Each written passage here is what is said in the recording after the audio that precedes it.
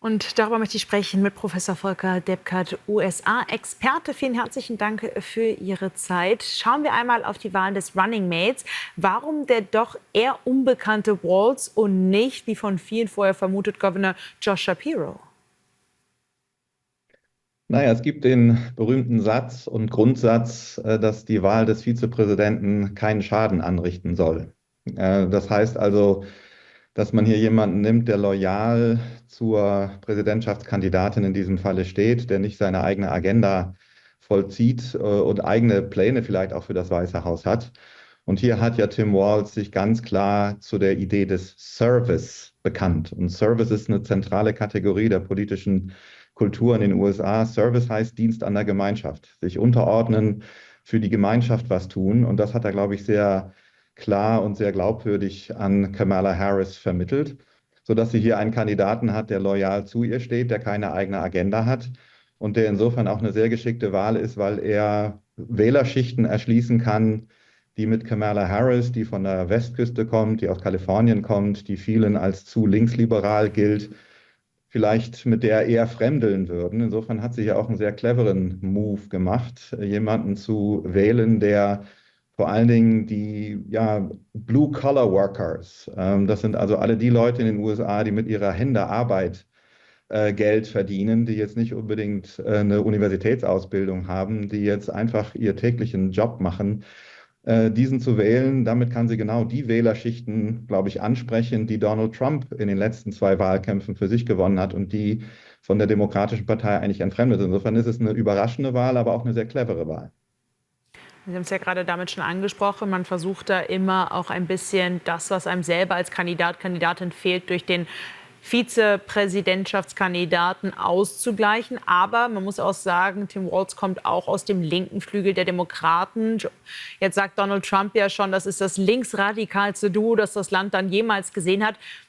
Wie viel Wahrheit steckt da drin? Wie links ist dieses Duo Harris und Walz tatsächlich?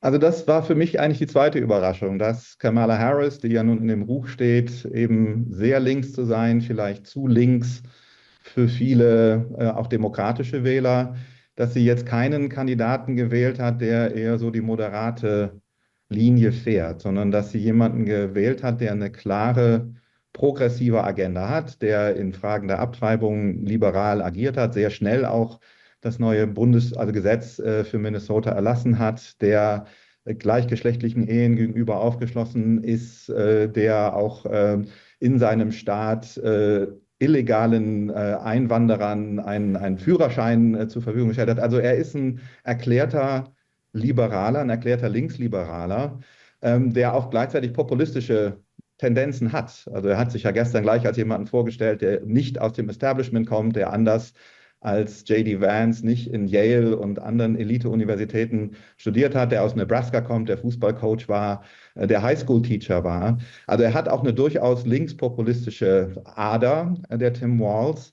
Und das scheint mir darauf hinzudeuten, dass Kamala Harris entschlossen ist, das jetzt hier als einen Richtungswahlkampf aufzuziehen. Es geht also jetzt wirklich um eine Entscheidung zwischen einem liberal, weltoffenen, diversen Amerika versus dem konservativen Amerika, das einem Donald Trump vorstellt. Also sie hat jetzt hier nicht versucht, ihre eigene linksliberale Politik irgendwie zu kontern oder zu balancieren mit einem eher moderaten Kandidaten, sondern mit einem auch entschiedenen linksliberal-progressiven Politiker. Und das scheint mir wirklich darauf hinzudeuten, dass es jetzt hier wirklich um Themen geht. Die Amerikaner werden jetzt entscheiden müssen, welchen Kurs sie in der Abtreibung fahren wollen, welchen Kurs sie in der Immigrationspolitik fahren wollen, wie sie überhaupt die Rolle des Staates im Zusammenhang auch mit sozialstaatlichen Maßnahmen sehen. Also es scheint hier eine Erklärung auch gerade ans konservative Amerika zu sein, jetzt hier mal Farbe zu bekennen. Das Momentum, das liegt offenbar aktuell bei den Demokraten. Seitdem Harris vor allem als Kandidatin vorgestellt worden ist, läuft es da wieder ganz anders als zuvor. Reicht es jetzt auf Seiten von Trump und J.D. Vance, da immer nur gegen die anderen zu ächzen, oder muss man dann jetzt auf einmal wirklich auch Themen für sich finden? Sie haben es ja gerade angesprochen.